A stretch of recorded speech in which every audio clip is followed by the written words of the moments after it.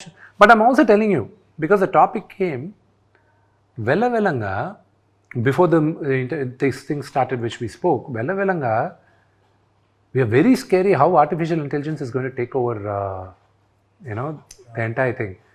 ఇప్పుడు మూర్తి గారు అన్నట్టు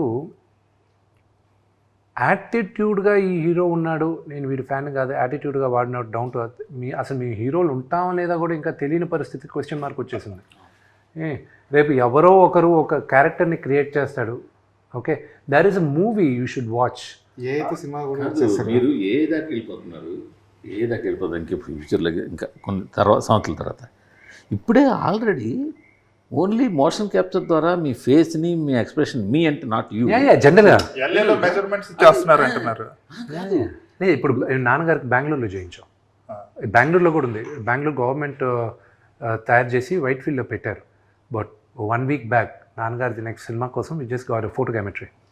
ఇప్పుడు సింపుల్గా ఒక 20 రోజులు 30 రోజులు ఇస్తే చాలు, మిగతా 70 రోజులు బాడీ డబుల్స్ తోటి మోషన్ క్యాప్చర్ తోటి లాగించేస్తున్నారు కదా. ఇప్పుడే ఆల్రెడీ మీరు ఏ దాకా వెళ్ళిపోతే. మూర్తి గారు మీ కాలం అప్పుడు అందరూ లైవ్ మ్యూజిక్తో చేసేవాళ్ళు. మ్యూజిక్ సాంగ్ రికార్డ్ చేసేటప్పుడు అందరూ వచ్చి ఆర్కెస్ట్రా అందరూ చేసేవారు. ఎవడైనా ఒక్కడు తప్పు చేస్తే మొత్తం రీప్లేస్ చేయాలి. పాట పాడేటప్పుడు మేమందరం చిన్నప్పుడు స్టూడియోకి వెళ్ళేవాళ్ళం, ఎస్పీపీ గారు వీళ్ళందరూ పాడేటప్పుడు ఒక్కసారి మొదలెట్టారంటే ఎండ్ దాకా ఇట్ ఈస్ 1 single టేక్, మధ్యలో ఆపలేరు. ఇప్పుడైతే ఒక్కొక్క బిట్గా రికార్డ్ చేస్తున్నారు. కోరస్ తప్పు చేసినా కూడా మామూలు తిట్లు తినేవాళ్ళు కాదు, they have to sing all over again. నాకు బాగా గుర్తు, పుణ్యభూమి నా దేశం దాదాపు 14 సార్లు 15 సార్లు పాడాల్సి వచ్చింది బాలు గారు. గస ఆయన బయటకు వచ్చి ఉండేటప్పుడు ఆయన టేక్ ఆయన గస వచ్చేది. So we saw that. ఇప్పుడు ఎలా ఉంది? ఇప్పుడు మీకు లైవ్ ఆర్కెస్ట్రా ఉందని మీరు సాంగ్ వింటున్నారా, లేకపోతే ఆల్రెడీ డిజిటల్ ఇన్స్ట్రుమెంట్స్ సాంగ్ వింటున్నారా? మీరు పాట వినేటప్పుడు బాగుందా లేదా అని వింటున్నారు. రేపు సినిమా చూసేటప్పుడు విష్ణువా ప్రభాస నిజంగా యాక్ట్ చేశాడా, లేకపోతే వాడు ఏ అవతార్ యాక్ట్ చేసిందా, లేదా వాడు డూప్ యాక్ట్ చేశాడా అనేది మీకు అనవసరం. మీరు సినిమా చూసేటప్పుడు మేక్ బిలీవ్. రెండోది, నీకెందుకు చెప్పను నా డూప్ యాక్ట్ చేశాడని చెప్పి? నీకు చెప్పాల్సిన అవసరం లేదు కదా, నువ్వు వచ్చేది నన్ను చూడడానికి, నేనే కనిపిస్తున్నాను కదా అక్కడ నీకు. So what's you problem? That shouldn't be a problem for you. So మీకు బాడీ డబుల్ ఉన్నారా? నాకు ఇప్పుడు దాకా నా హైట్కి ఒక్కడు మాత్రం దొరికాడండి కన్నప్పకి, but he was 4 inches shorter than me. So దానివల్ల ఆర్మ్ సరిపోలా మాకు. అంటే కొన్ని షార్ట్స్కి ఎందుకు వస్తాయంటే జీవి డబుల్ యూనిట్కి ఏమవుద్ది, వెనకాల లాంగ్ షార్ట్స్లో మేము నడిచేది కానీ జనాలు మాస్టర్ షార్ట్స్లో ఇప్పుడు మేజర్ యాక్టర్స్ ఇక్కడ ఉన్నారనుకో, నా బ్యాక్ షాట్ తీయాలనుకో, it would help a body double. I'm searching, but నా హైట్ నా స్ట్రక్చర్కి దొరకలా. సో ఇప్పుడు తగ్గాను, ఏమైనా దొరుకుతారేమో అని చూడాలి. ప్రభాస్ గారు 30 నిమిషాల పాటు ఉన్నారు ఈ సినిమాలో. 30 నిమిషాల పాటు ఉన్నారంటే కనీసం 30 రోజులైనా కాల్ షీట్లు ఇవ్వాల్సిందే. అవసరం లేదండి ఈ టైంలో. అంటే ప్రభాస్ గారిదిను, అక్షయ్ కుమార్ గారిదిను, మోహన్ లాల్ గారిదిను ఎలా చేసామంటే, because we had limited dates, less than 10 days వీళ్ళందరిది.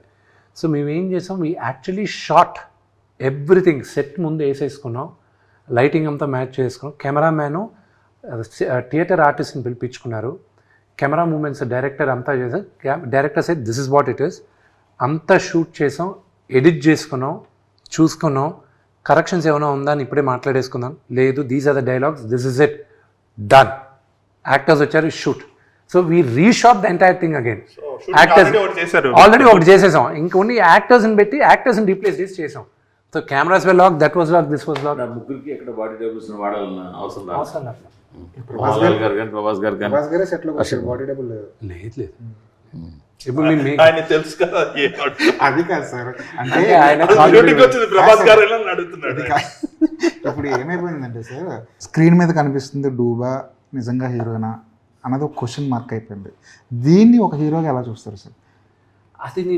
అది మీరు సినిమా చూసేటప్పుడు మీకు ఇబ్బంది కలగనప్పుడు అది డూప్ అయితే ఏంటి, హీరో అయితే ఏంటి, it doesn't make any sense. See the discussion itself, it is that ఒక యాక్షన్ సీక్వెన్సెస్ దీనికి ముందు డూప్లు ఉండేవాళ్ళు, అది తెలిసిపోయేటివి అప్పట్లో.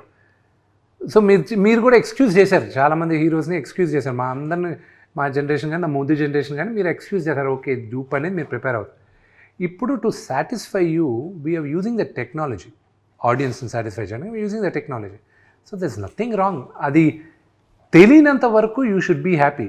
తెలిస్తే then you should question it, అదేంటంటే డూప్తో చేశారు అది. కానీ మేకింగ్ వీడియోలు బయటకు వస్తున్నప్పుడు మనకి హీరో కనిపించట్లేదు, నాకు డూబులే కనిపిస్తున్నారు. ఇప్పుడు నేను థియేటర్కి వెళ్తుంది నా హీరోని చూడడానికి, థియేటర్కి వెళ్తుంది నేను 150 రూపాయలు 200 పడుతుంది నా హీరోని చూడడానికి, కానీ ఫ్యాన్ అనుకుంటే అది వాడు తప్పు కాదు. అది ఎక్కువ రోజులు ఉండదండి ఫీలింగ్. ఎందుకు చెప్పినా నేను, ఆడియన్స్ కూడా ఎవాల్వ్ అయిపోతున్నారు. As long as the difference is not known it is okay.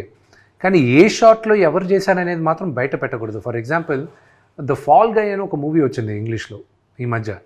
ఆ హాలీవుడ్ హీరో ఏం చేశాడు, వాళ్ళిద్దరు స్టంట్మెంట్లు పక్కన పెట్టుకొని భుజాల పైన చేసుకొని ఇదిగో మై బాడీ డబుల్స్ అని చెప్పాడు. అంతెందుకు ఇతను మన రాక్, అతను body double as it is they'll flaunt them outside, they'll show this is my body double అని చెప్తారు. And that is okay. వాళ్ళు డ్రెస్ వేసుకున్న తర్వాత మార్క్ వాల్బర్గ్ ఒక పోజ్ భలే ఇచ్చాడు, ఇలా పెట్టి పక్కన అతను పెట్టి మా ఇద్దరిలో ఎవరు మార్క్ వాల్బర్గ్ చెప్పు అన్నాడు. So that is fine. అది ఇప్పుడు ఇబ్బందిగా కలగచ్చు కానండి, వెళ్ళంగా అది బ్లర్ అయిపోతుంది. ఇది ఒక యాంగిల్ సార్, అంటే ఫ్యాన్స్ ఉంటే. ఇంకో యాంగిల్ కూడా చూస్తే మీ ఒక ఇమేజ్ వచ్చిన తర్వాత కేవలం మీ ఫేస్ని మీరు ఎన్కాస్ట్ చేసుకుంటున్నట్టే కదా, చాలుగా, అంతే కదా. మీకు ఇచ్చే డాష్లు చేసి నానా కష్టపడి ఒక స్టేజ్కి ఒక హీరో వచ్చిన తర్వాత ఓకే నా ఫేస్ని నేను వాడుకోవాలి అనుకుని ఇప్పుడు ఆర్టిఫిషియల్ ఇంటెలిజెన్స్ నాకు జీవి మాట్లాడినట్టు మొత్తం మ్యాప్ చేసేసుకొని ఇప్పుడు విష్ణు ఉన్నాడు మొత్తం మ్యాప్ చేస్తాను. సరే విష్ణు దాకా ఎందుకు, let me take the case of ప్రభాస్ని తీసుకుందాం నా మిత్రుడిది. ఓకే, ప్రభాస్ని నేను ఈరోజు స్కాన్ చేశాను అనుకోండి, టోటల్గా స్కాన్ చేసి రేపు వచ్చి తరుణ్ చెప్తున్నాను నేను, next I'm talking which is going to come in the next 5 yearsలో, 5 years లోపలే వస్తుంది. లెట్స్ 3 years అనుకున్నాం. 3 yearsలో ఏమవుతుంది, ప్రభాస్ని మొత్తం స్కాన్ చేసేసాను. మీరు ముగ్గురు పెద్ద డైరెక్టర్లు, ఓకే, మీ ముగ్గురికి ప్రభాస్ కావాలి, థియేటర్స్లోనూ ప్రభాస్ సినిమాలు రన్ అవ్వాలి. ఓకే, ఎవ్రీ 8 monthsకి ఒక సినిమా రిలీజ్ చేద్దాం ప్రభాస్ అని ఫిక్స్ అవుతారు. ప్రభాస్ స్క్రిప్ట్ అంటాడు, బాగుంది, హీరోగా నాకు నచ్చింది, this is what I would do అన్నీ చెప్తాడు. దాని తర్వాత మీకు ఒక 20 days ఇస్తాడు. మిగతాది మీరు ఆల్రెడీ క్రియేట్ చేసుకోవచ్చు. మీరు క్రియేట్ చేసుకొని ఏఐతో వచ్చేయచ్చు. మీరు సినిమా చూసేటప్పుడు only Prabhas will be there. రేపు not just Prabhas, any hero, and Prabhas will not age, Vishnu will not age, Allu Arjun will not age, Gopichand will not age, they will always be like that. రేపు కొత్త అది వదిలేసండి, మా వరకు ఉందా ఓకే, రేపు రామారావు గారిని తీసుకొచ్చేస్తాను, మా నాన్నగారిని తీసుకొస్తాను సపోర్టింగ్ క్యారెక్టర్. రేపు చిరంజీవి గారిని ఒక 20 సంవత్సరాల తర్వాత అంకుల్ మీరు ఈ సినిమాలో యాక్చువల్లీ క్యారెక్టర్ నచ్చిందా చెప్పండి అంటాడు. ఓకే అంటాడు ఆయన. ఓకే అయిన తర్వాత ఆయన క్యారెక్టర్ని తీసుకొచ్చి నేను పెట్టుకుంటాను పెద్ద మనిషిగా. పెద్దరాయుడులో ఇప్పుడు ఆయన క్యారెక్టర్ ఉదాహరణ చెప్తున్నాను, లేకపోతే సూర్యవంశంలో ఆయన లాంటి ఒక పెద్ద క్యారెక్టర్ పెడతాను నేను, ఆయన యాక్ట్ చేస్తాడు. మాకందరికి ఇబ్బంది కాదు, నెక్స్ట్ కొత్తగా రావాలనుకుంటాడు చూడండి హీరోలు ఒక 10 సంవత్సరాల తర్వాత, వాళ్ళు రాగలరా లేరా అనేది క్వశ్చన్ మార్క్. ఎప్పటికీ మీరు వెళ్తుంటారు అంతే. ఎందుకంటే రామారావు గారిని మళ్ళీ తీసుకురావాలంటే